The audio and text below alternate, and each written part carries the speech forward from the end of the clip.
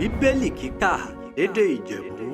pẹ̀lú Olusegun Ladegbuwa. Episteli ti Pọ́ọ̀lù Aposteli ti Titus orí kẹ̀lẹ́ bẹ̀rẹ̀ láti ẹsẹ̀ kìíní títí fún ìkẹrìndínlógún. Pọ́ọ̀lù ránṣẹ́ Olódùmarè àti Aposteli Jésù Kristi gẹ́gẹ́ bí ìgbàgbọ́ àwọn àyànfẹ́ Olódùmarè àti ìmọ̀ òtítọ́ rẹ̀ ń bẹ gẹ́gẹ́ bí ìwà Olódùmarè ní ìrètí òye àìnípẹ̀kun ti Olódùmarè ọ̀nìrẹ́lẹ̀ fún dúdú pé funfun retí ṣùlẹ̀rì ajú ìpilẹ̀ṣẹ̀ ayé ṣùgbọ́n lákòókò tẹ̀ òun fi ọ̀rọ̀ rẹ̀ hàn nínú ìwàásù rà fúnlẹ́mí nọwọ́ gẹ́gẹ́ bú àṣẹ Olódùmarè olùgbàlà ẹni Titus ọmọ mi ni tòótọ́ nípa gbàgbọ́ lè ṣe ti dodo nìyàn oore ọ̀fẹ́ àánú àtàlàfíà láti ọ̀dọ̀ Olódùmarè bàbá wa àti Kristi Jésù olùgbàlà ẹni kùdì náà pàtó ni mo fi yẹn nù ti kérété wọlé ṣẹ̀tọ́ dédé ń rè kú ó dẹ́rì ọwọ́ òyàn àwọn alàgbà ní olúkúlùkù ìlú gẹ́gẹ́ bí mo ti pàṣẹ rẹ̀ kọ́nikọ́ni pàwẹ́ òyàn kọrin kan ọkọ aya kan ó dẹ́nà àwọn ọmọdé ìṣolúgbàgbọ́ ráfi ẹ̀sùn wọ́bi àkàn àbí ọvọ kan jolújọ̀gbọ́n ọmọ nítorí ó yẹ kí oyè bíṣọ́ọ̀bù ó jẹ́ aláìnẹwọ̀sí bí ìrìjú Olódùmarè ó má jẹ́ onírèm ṣètùkú rẹ̀ ó nínú fùfù ọ̀mùtì àbólójú kòkòrò ṣùgbọ́n bí kò ṣe ọfọ ó jẹ́ olùfẹ́ àlejò ní ṣíṣe olùfẹ́ ọmọnìyàn rere anáìrékọjá lè mú wọn ara ẹ̀ olóòótọ́ ọ̀ní mímọ́ ọ̀ní wọn tún wọn sí lè dí òdodo ọ̀rọ̀ mú ṣinṣin lè ṣí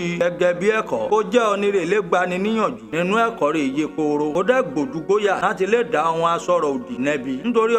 ọ̀pọ̀lọpọ̀ wọn alágídí àwọn rẹ̀ ń wíwìkúwì àtọwọn ẹlẹ́tàn àtọwọn olùrọ̀ rèéfà pàápàá àwọn rèéfà ọmọkọ́lá gẹ́gẹ́ bí àṣà àwọn Júù àwọn onira lè ṣaláìpanirun mọ́ dídán wọn rèé lọ́rùn pàkọ́ wọn tú ajúlù wọn dá odidi agboleru wọn kọ́ wọn nìyàn nùrún rè bọmu túdà oorun wọn má jẹ túdà èrè àìtọ́ ọkàn nu wọn awòlì àwọn ti ka ara wọn owó ọvọ èkèrí àwọn ará Kérété núdédé gbà ẹranko burúkú ọ̀lẹ alájẹkì ó kódóró ọ̀rọ̀ rí wéra nítorí èjù kúkú rọ túdà náà tí kò bọ wọn wí gidigidi ó dẹ́ rí ọvọ wọn yé koronú gbàgbọ́ wọn má wuyè sí àrọ̀bá pálápàlà rí ọwọn Júù ọmọ yìí lẹ́ka àti òfin ọ̀wọ́n ènìyàn lè ti pẹ́yìn dà kó nùnú òdodo dédérun pátárè mọ́ lójú ọ̀nìrè mọ́ èèwọ̀ èèyàn kọrin kan àmọ̀já rí ọ̀wọ́n òjẹ̀gbẹ́ àtọ̀wọn aláìgbàgbọ́ èsùnrùnkùnrún rè mọ́ lójú wọn ṣùgbọ́n àtinú àti ẹ̀rí ọkàn wọn rà àti sọ di ẹ̀gbin wọ́n jẹ́wọ́ ọ̀fọ̀ àwọn mú Ọlọ́run Olódùmarè ṣùgbọ́n iṣẹ́ ọwọ́ wọn fún wọn ọ̀fọ̀ wọ́n mú Olódùmarè wọ́n jẹ́ ọ̀bùn ṣìọ̀ṣìọ̀ àti aláìnẹ́lárí inú iṣẹ́ rírí dídí Olódùmarè kò bù sí gbígbọ́ àti kíká ọ̀rọ̀ rẹ̀ àmín.